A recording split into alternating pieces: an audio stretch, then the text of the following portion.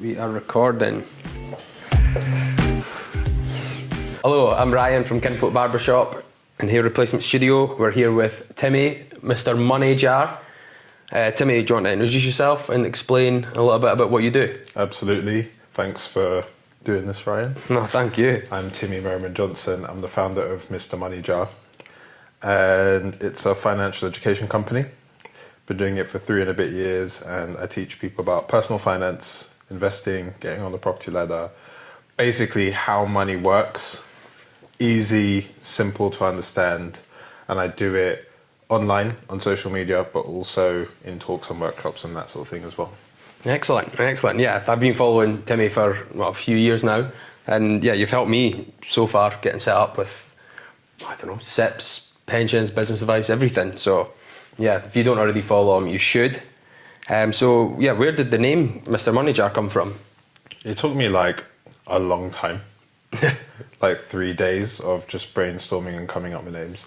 I think as I was going to be talking about money, I definitely wanted it to have money in the name, but I wanted it to be more like save for your pension vibes rather than sitting on the bonnet of a Lambo vibes. So that's why I went Money Jar, because I think Money Jar makes you think about putting money away, being accessible, and then because my surname is Merriman Johnson, it's like MJ. I never noticed that. Yeah, that's cool. What is it that makes you different from all the sort of other? You touched on sitting on bonnets of Lambos. Yeah, is that what separates you? You're trying to talk saving, investing, and well, look, there's loads of people that do what I do, and there's people that are doing a really good job. But I think what makes me different, this is just what I've been told by people, is that I'm good at explaining stuff. And I didn't think that that was much of a USP at the time, but it turns out that if you can just explain stuff in a way that's easy to understand, that's enough to build a personal brand and a business off. Yeah, I noticed that, especially when you remember your post about the Nando's heat chart. Yeah, that was one of my favourites. I've been to Nando's, I understand how the heat chart works, and nobody does that. And then you've done the same with Pringles and all sorts of other. It's about meeting people where they are. So taking things that people already understand and then shoehorning the money concept into that, rather than starting with the money and assuming that people know. Yeah, that's cool. Yeah. So obviously we covered that. So how have you found in your own business? Like, how have you found starting a business and running it, and now this is what you do full time? I'll be honest with you, Ryan, it was a complete accident. Like, obviously at every stage I've seen stuff that's worked and I've fanned the flames and I've tried to make it work a bit better, but I just started posting online just because I was interested in it. I had no idea that it would turn into a massive thing. But I've learned more and more about business over the years, and I think business is fundamentally about helping people and solving problems.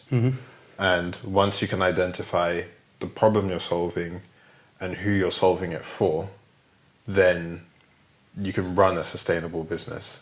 And that's the position I'm in now. Yeah, brilliant. Yeah, I can attribute that to my business. Like, obviously, I fit the hair systems, and yeah, Baldwin were my market initially, and yeah, we fixed that with instilling confidence in people, fitting wigs, and obviously I wear one myself, so that's the draw.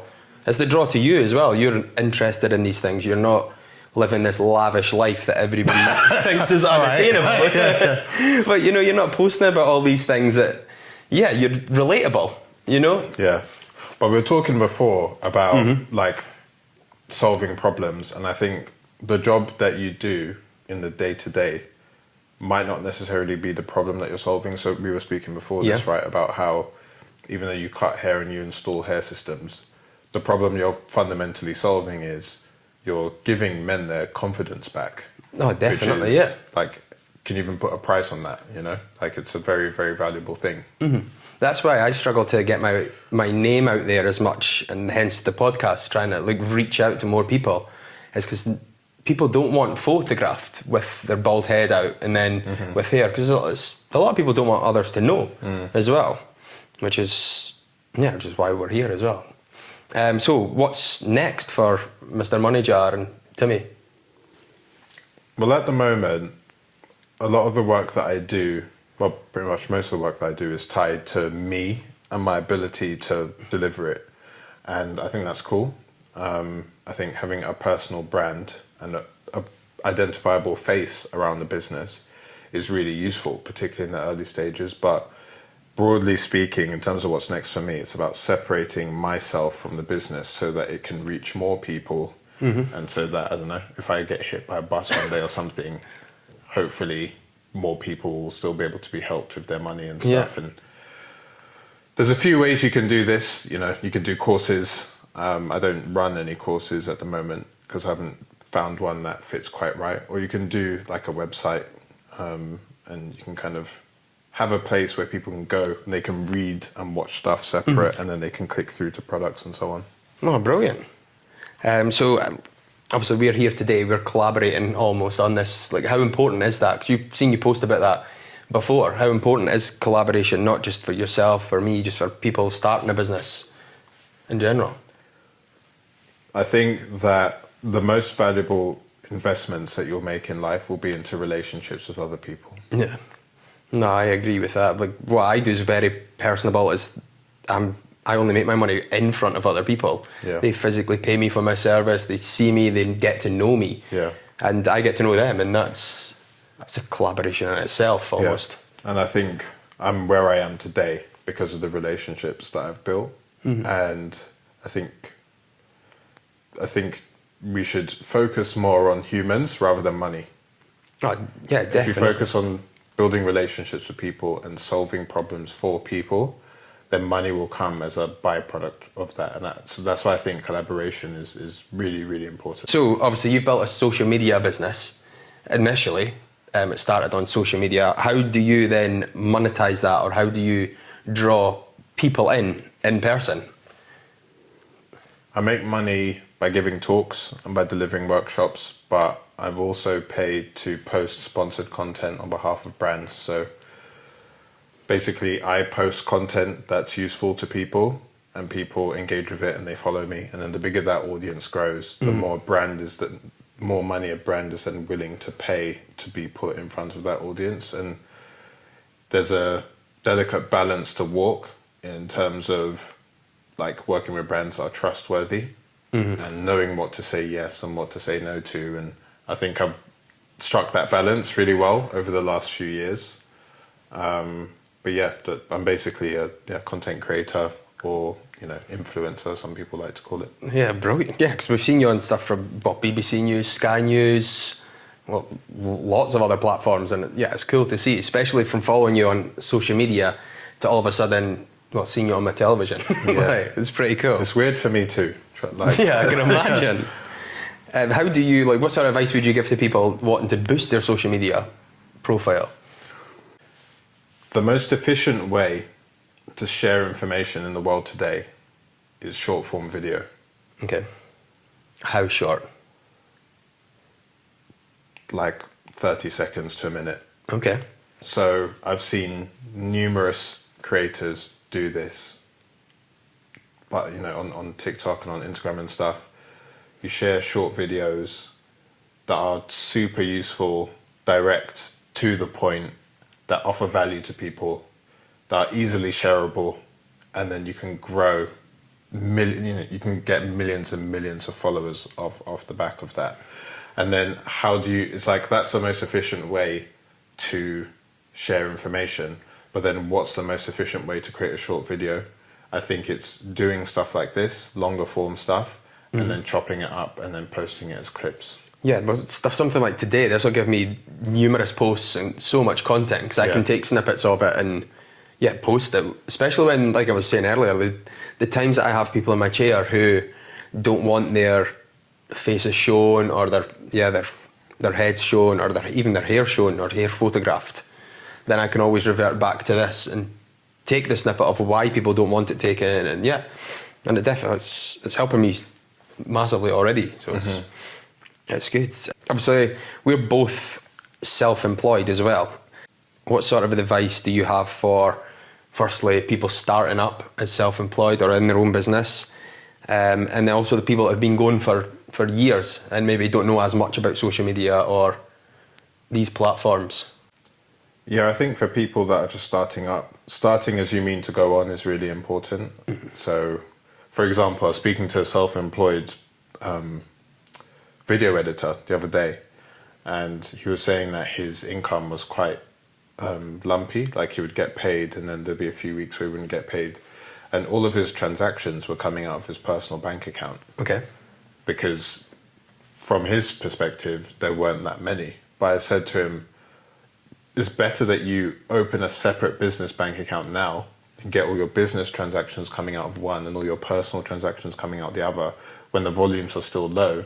Because once you start getting in more work, it's going to be even more difficult to separate it out down the line. So I think for people that are starting up, it's like, even though you might not be making as much money as you might want to now, create the systems and processes that will work once you're bigger when you're still small. Yeah, I made that mistake. Initially I was taking, when I was first barbering, some people, it was mostly cash, some people would want to transfer it. So like, yeah, just transfer it. And then when it was come to buying things like products and stuff, I was using my personal account and then sometimes cash. And then when I went to the accountant, I had all these receipts from all these different statements, and it took me all day to sit and sift through everything. Or even something as simple as an email address. I started out using a Gmail, and then it got to the point where I couldn't use one anymore. I think I signed up for something that needed you to have like a named domain or something. Okay. So I had to buy I'd already bought the domain, but I had to create the email address, and I had to move over everything.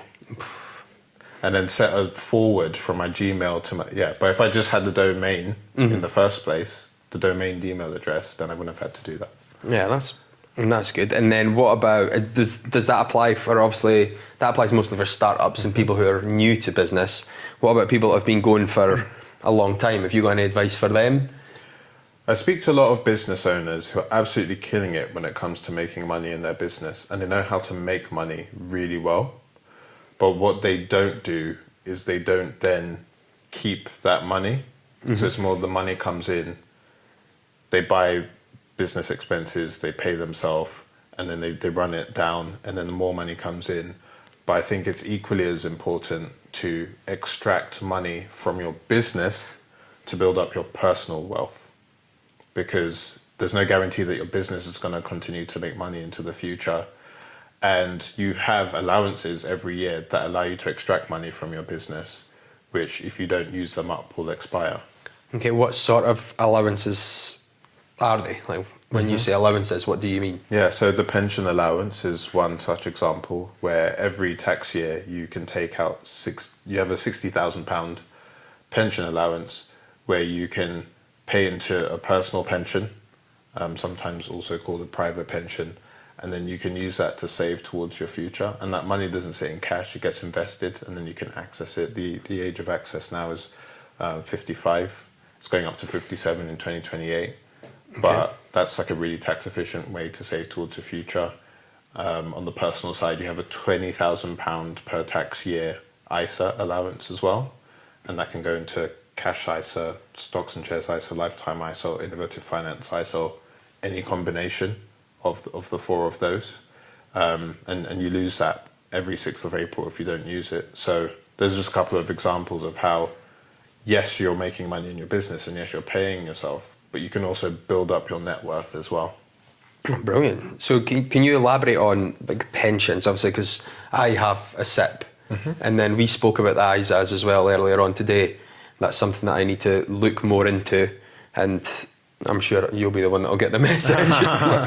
But yeah, can you explain obviously what a SIP is and what even SIP stands for? And should you have just a SIP or should you have private pensions as well? And what's the tax benefits of both or them individually? Sure. So by you having a SIP, you join the 31% of business owners that contribute to a pension. Okay. So it's quite low. The vast majority don't. When you look at employees, it's closer to 80% that pay into a pension, and a lot of that's to do with the fact that when you work for a company and you reach certain thresholds, 22 years of age and earning over 10k a year, you get enrolled into a pension automatically. But when you start up a business, it's like it falls to you. You need to decide how much to pay yourself.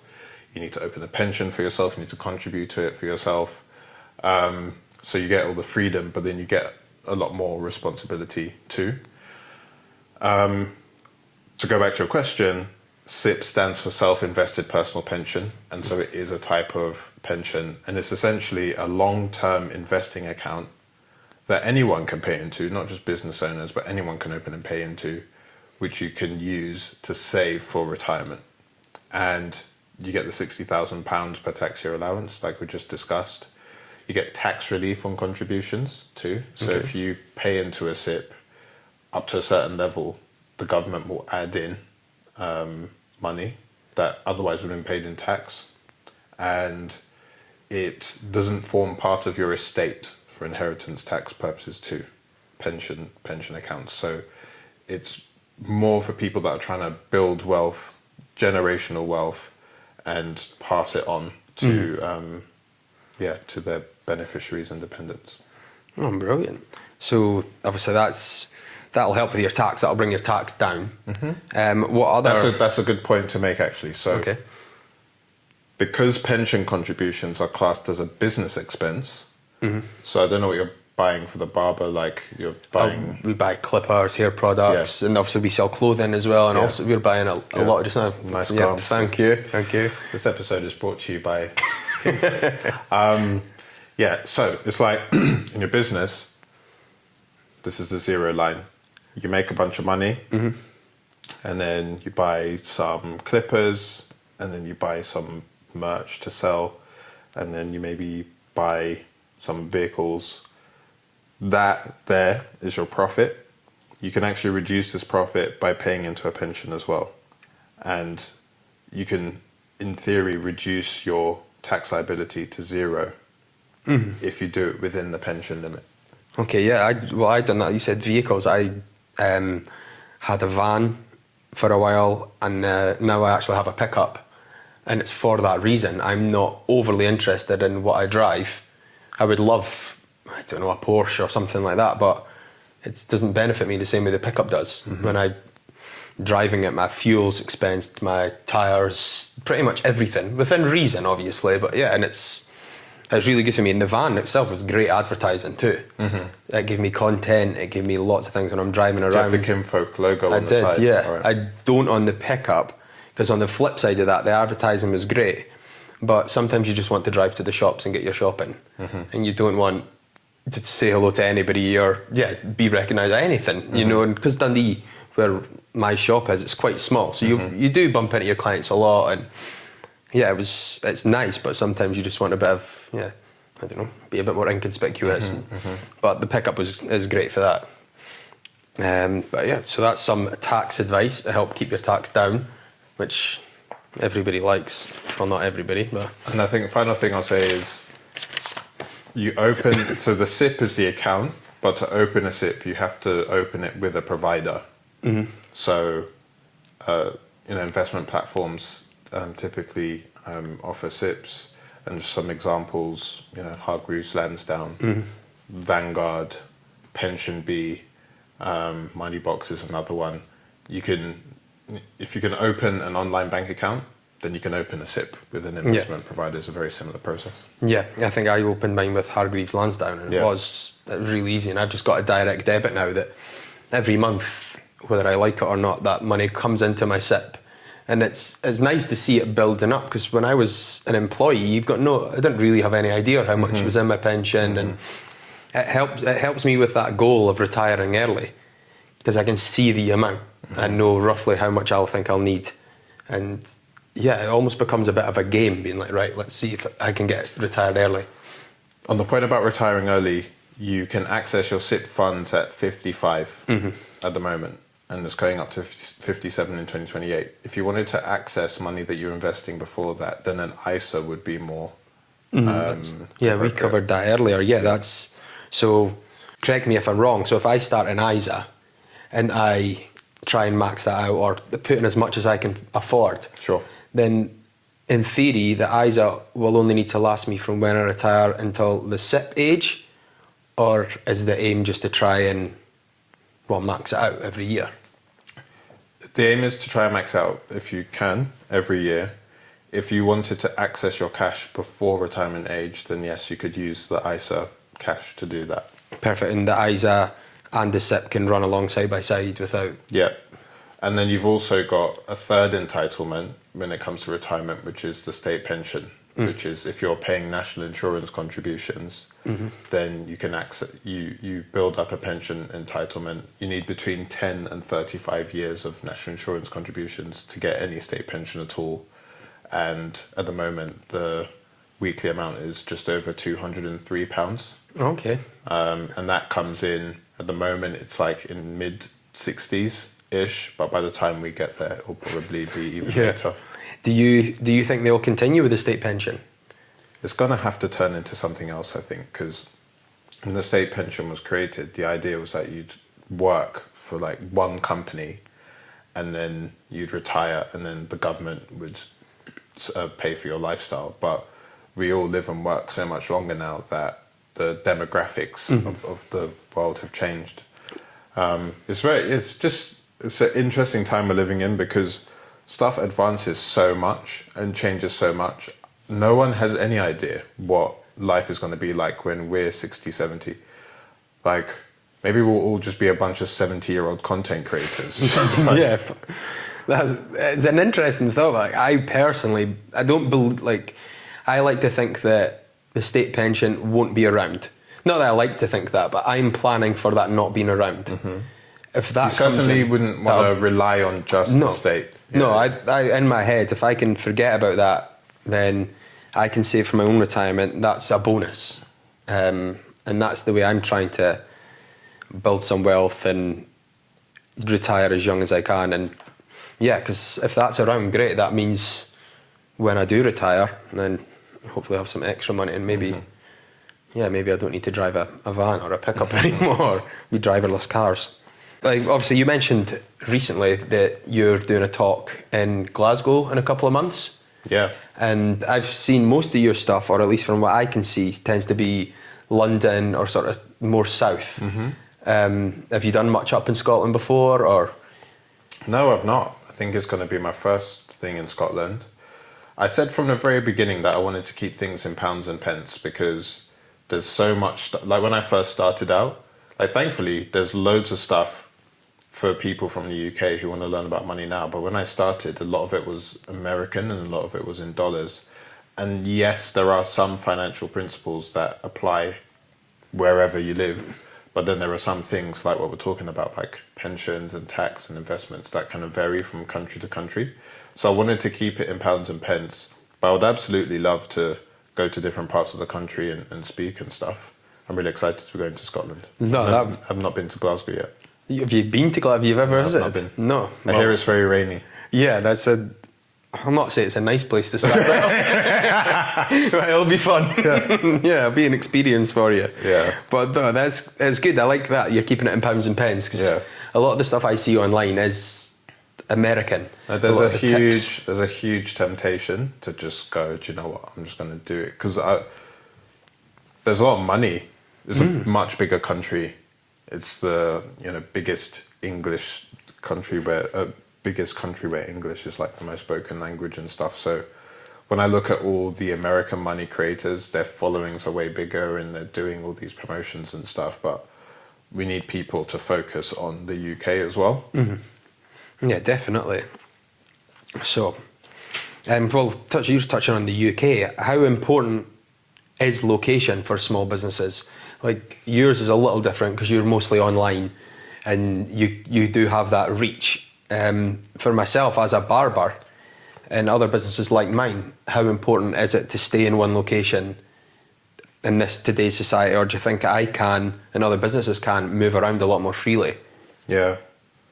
There are some businesses like cutting hair, like giving talks and stuff, where you're gonna have to deliver stuff in real life and your location is going to matter.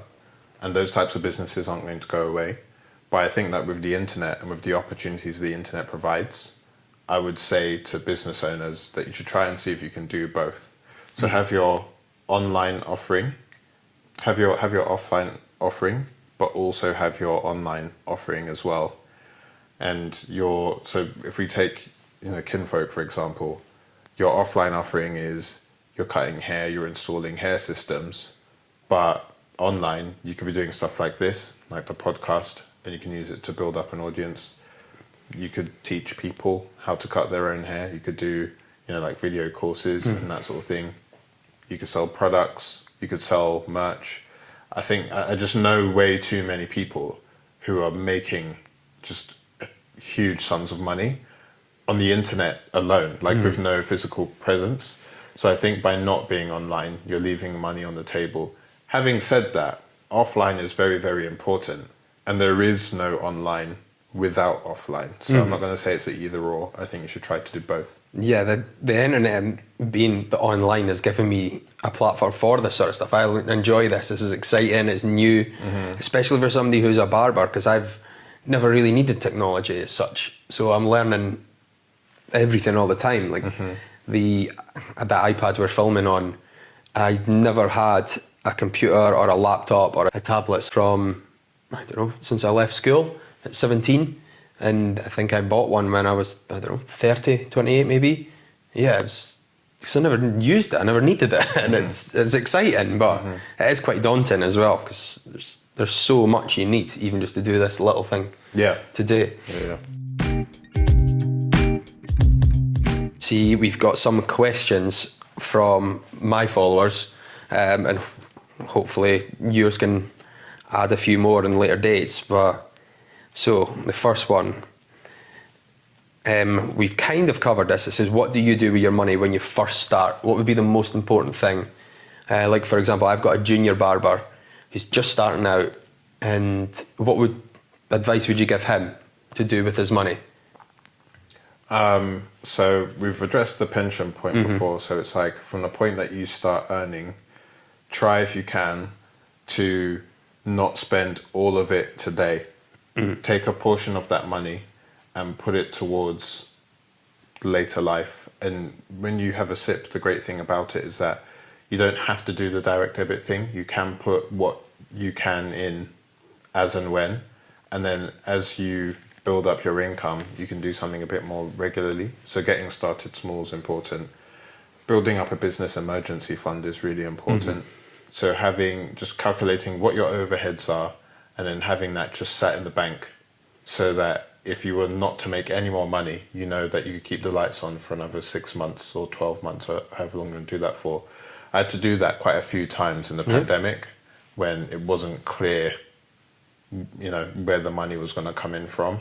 And just knowing that I had a chunk of cash there that could keep stuff going, keep the website going, pay for all the things that I needed to, really helped. And then also, I know a fair few people that do this, just setting aside your tax money too. Knowing that all the money that you earn isn't yours to keep. You are going to have to give a share of that to the government. So whether you keep spreadsheets yourself or you just have a conversation with your accountant, just keep a portion of your money aside for tax purposes too. Definitely, it's a stinger when you get your first one, because if I recall rightly, I think I had to pay my first year and half of my next year. Yes. Yeah, so it was, I knew that my first year was coming, but I wasn't fully aware that I had to pay half in advance as well. It's called payment on account. Yeah. It rectifies itself now, but because obviously I've paid that and now I continue to do that. Well, you touched on it there, an accountant, asking them, is an accountant necessary? Obviously, because you could do your books yourself, but yeah, how important is an accountant? I think accountants are really important. When you're first starting out, you can definitely, and if your business finances are quite simple, you can manage them yourself. But I think once things start to scale a bit, an accountant helps to cover your back so you know that you're being compliant. But also, I think as a business owner, it's not actually your job. If you just think about like hours in a day and the most valuable use of your time, it's probably not sitting on a spreadsheet doing your books.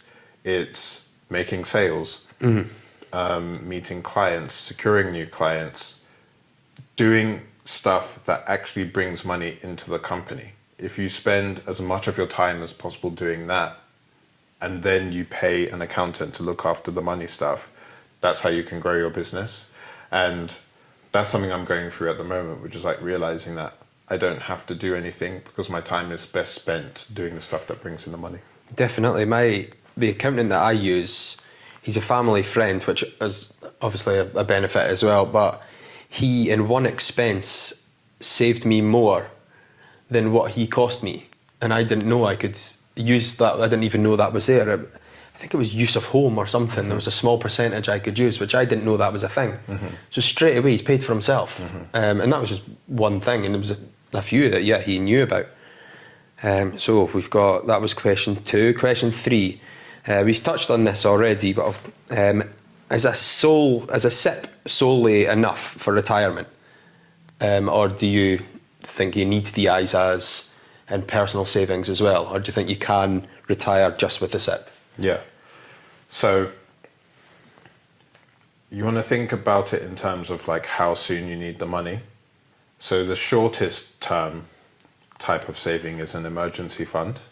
And that's like a pot of cash that you set aside so that if an emergency happens today or in the next few weeks or months, you can pay for it. So that's like the short-term thing. ISAs are, broadly speaking, more suited to you using that money within your lifetime, because you can access the money as and when you need to. So the money's being particularly for stocks and shares ISA, the money's being invested, and you can, in theory, access it at any point.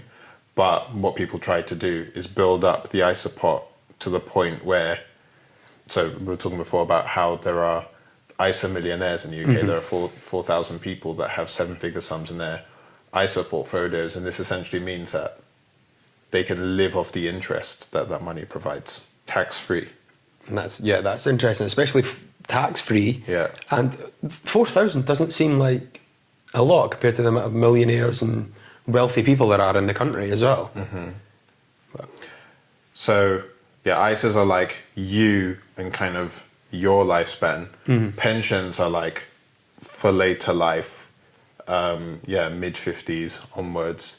And you also have the benefits of being able to pass your pension savings onto a beneficiary as a tax-free lump sum if you were to pass away, for example. So pensions are more efficient from the inheritance point of view.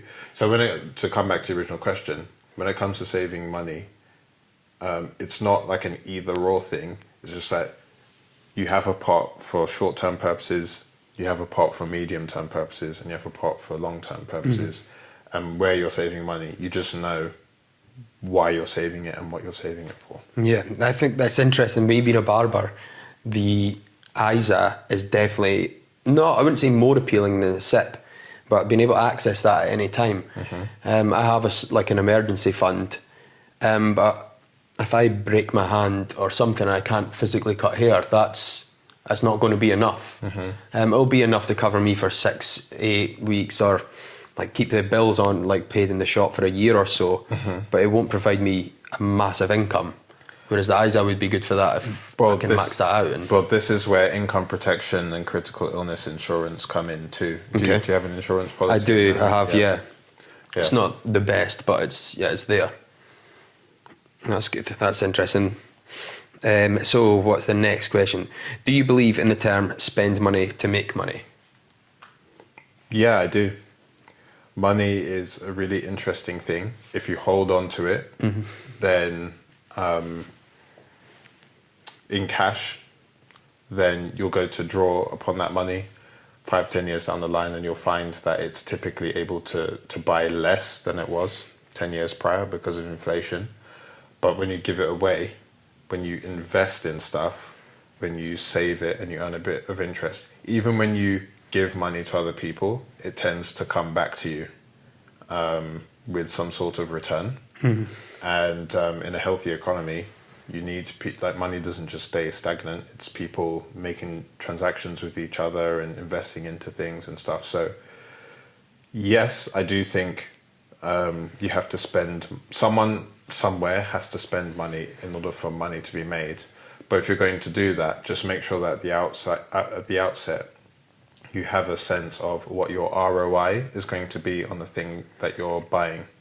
So when I buy stuff in my business, for example, my phone, I bought an iPhone 11 in 2021, and I think it cost me £500 or something. And that was a very, very easy purchase to make because I knew I was going to use it to create content, and the phone has paid for itself many, many times over. And the next time I buy a phone, I'll again know that it's going to make me money back. Equally, there's other things I've bought that once I paid, like if I buy like a sandwich or something, that money's gone. Like the ROI is like a lot less. Well, I guess the ROI is I stay alive, but yeah, you know what I mean. Yeah, that's good.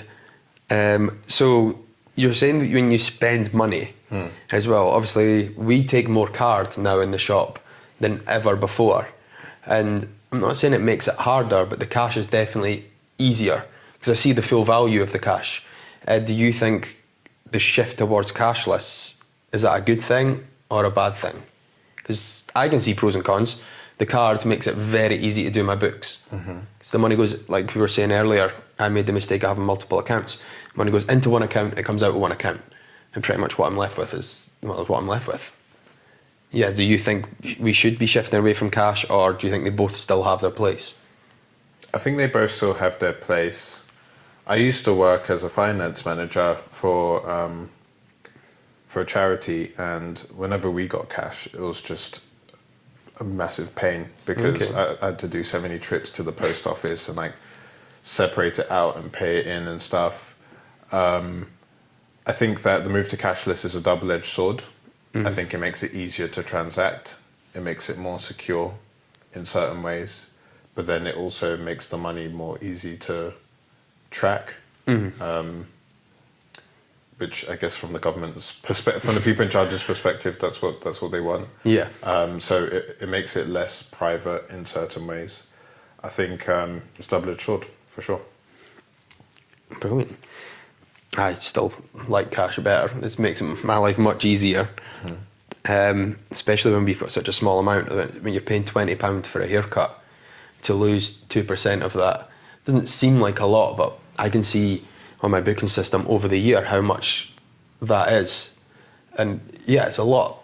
It's a lot of money. It's enough to bring on a junior barber for, like a couple of months and do stuff like that. It's, and that's, I don't know if they'll lose out or not, but it's interesting to see how it'll turn out.